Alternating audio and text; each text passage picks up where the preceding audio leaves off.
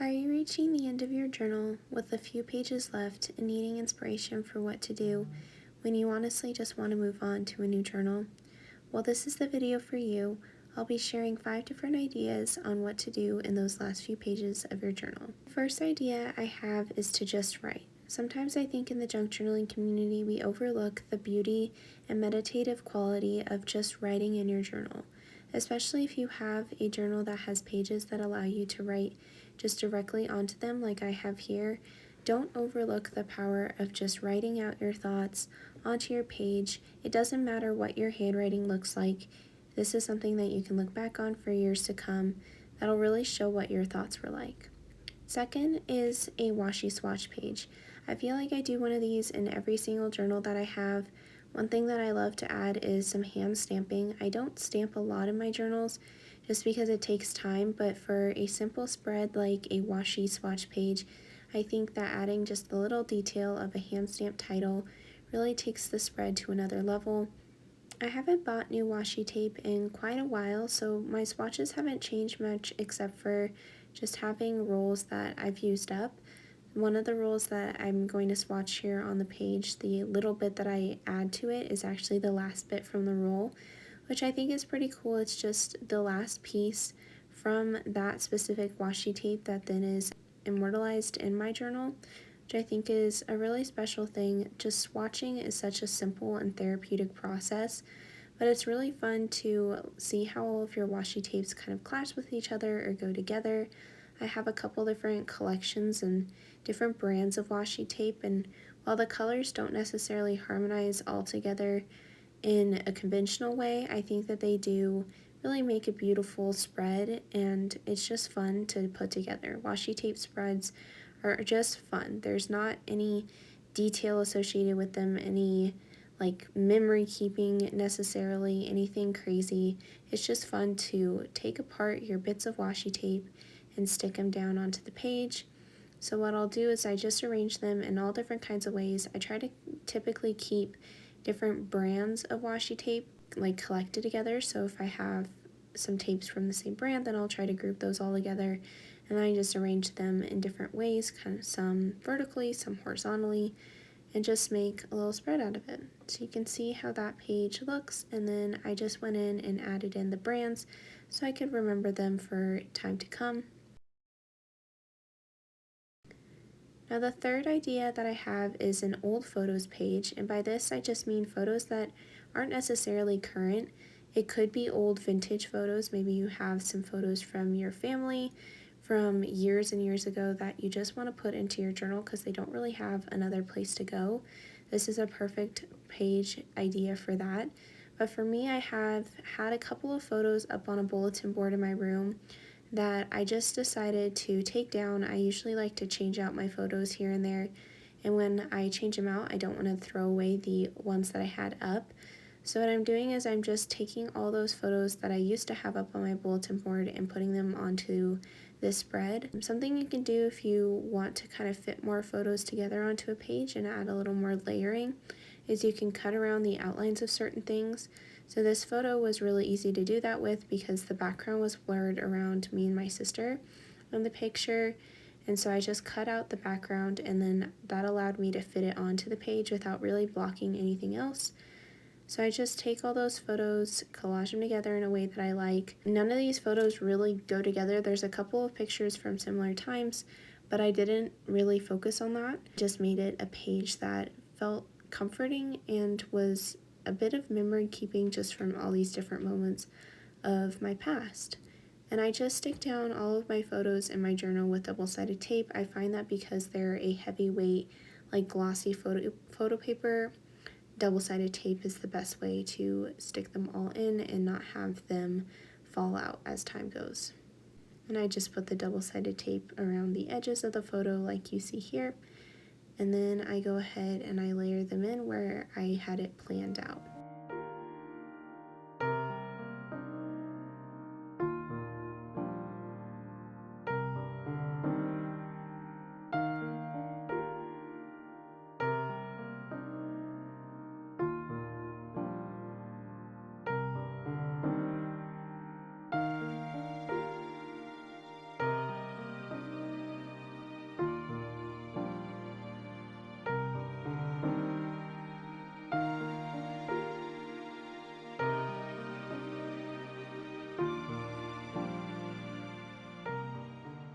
For this page, all I really do is add in the photos, but I also add in just a little bit of annotation to each photo, just so that way if I'm looking at this journal in years to come and I don't exactly remember the details, I have at least a little bit of writing to kind of spark the memory and to remind me of what each photo entails.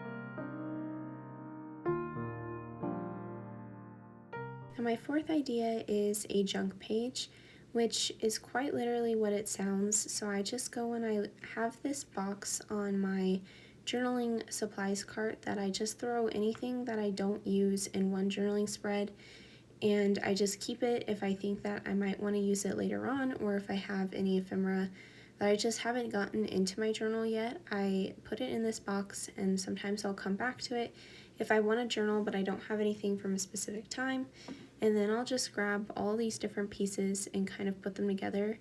And so for a junk page, really anything goes. I pulled out a postcard that I got from my college. I have an old business card back from when I had a quiet spot shop. I have a receipt. I have like thrift store tags, all these different things. None of it, again, none of this goes together. None of it is perfectly like themed or really honestly very sentimental. I just held on to it because I thought that maybe it would be interesting for a journaling page in the future, and then that's what I'll do with this spread. I have this really precious drawing that my sister made for me. It has a little note on the back, and I definitely wanted to put that in my journal, but I didn't really have a specific time period that I wanted to associate it with. So I'm going to use that on this spread too, and just attach it like a fold out, which you can see me doing. It was too big to just keep it in the journal as it was, so I folded it in half, and then I'm going to use some washi tape, some wide washi tape that I tear down, and then I'll tape it in as a fold out. So I was just picking out a washi tape that I thought went well with some of the other ephemera that I have, and then you'll see I cut it down to size and then tear it in half to make it a little thinner, and then that way I get 2 pieces of tape out of actually 1. So it just saves me a little bit of tape, and then that way it doesn't take up as much space.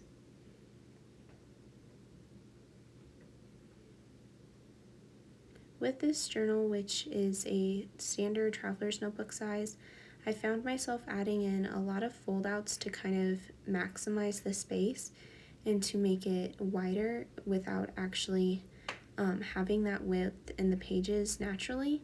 And I think that if you have a journal where you're just feeling confined by your space, don't be afraid to add space. I know that adding space also adds in bulk, which is something you might not like for your journal, but I found it's fun to just make more interaction and to make more out of your journal. You don't have to be confined by your journal. That shouldn't be something you're ever dealing with.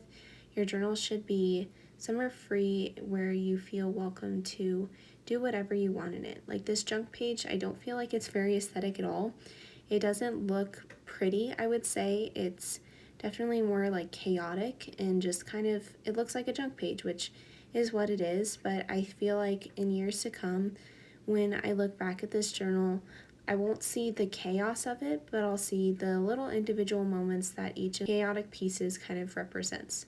So I won't be looking and like, oh, these stickers don't go together with this receipt. What was I thinking? I'll look back and I'll be, oh, these stickers were from my last dance recital, and this receipt was from a thrift store experience that I shared with my mom, and this postcard piece is from a really exciting time in my life, and this business card, it was from my first Etsy shop. Like, I won't be looking for the disharmonies between it all, but really what each of those little pieces represents to me, which I think is what life is all about. It's not about the beauty, harmony, all of the moments that just seem to flow together. Sometimes it's about the moments that don't flow together but still make up your wonderful, amazing life. So not to get all philosophical on you guys, but I'm just adding in all the pieces that I have with some staples, with some glue. I used a bunch of different kind of adhesives just depending on the type of material that I was working with. I stuck those stickers in. Of course, they were already adhesive, so I didn't need anything for those. Then I just stapled the tags up at the top, and then I also stapled in the business card. And yeah, like I said, I think that this page, while it's not conventionally pretty, is still a really fun idea for your journal, especially if you're not really feeling inspired to make a pretty page. This way you still get to be in your journal and get to be creative in some way. I'm just flicking through all the pages that we've done together, seeing how they all look. I wasn't sure if I wanted to add another idea onto here, but I do end up doing idea 5, which is document a day trip. I think that oftentimes I will record really big trips or events in my life, and I'll put those in my journal because usually those come with a lot of really cool ephemera and a lot of pictures, and I can really make a beautiful cohesive spread from them.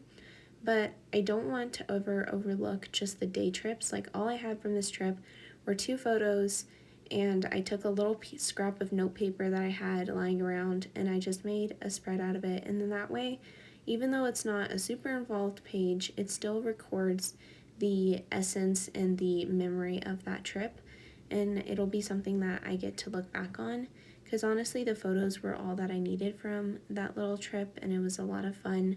I also added a little bit of washi tape to the edges of the photo just to kind of make them stand out a little more and to make it feel a little more finished. But yeah, a really simple, it's not even a whole spread, it's just half of a spread, which to me is 1 page. But I just love the way that I can look back and see those really fun photos that we got and remember the little trip. I did add a little sticker at the top too, and then a little bit of writing.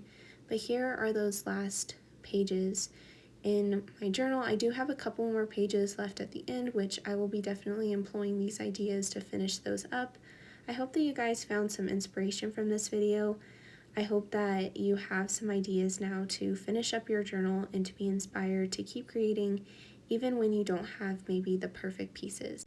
Thank you all so much for watching, and I'll see you in my next video. Bye guys!